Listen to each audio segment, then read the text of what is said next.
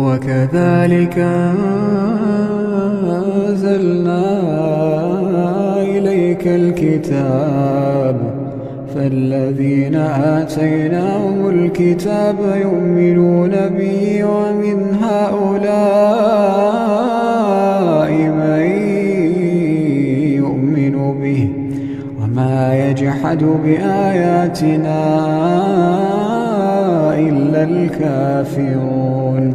وما كنت تتلو من قبله من كتاب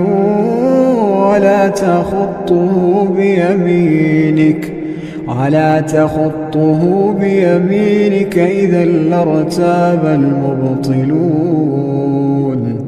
بل هو آيات بينات في صدور الذين أوتوا العلم وما يجحد بآياتنا إلا الظالمون وقالوا لولا أنزل عليه آيات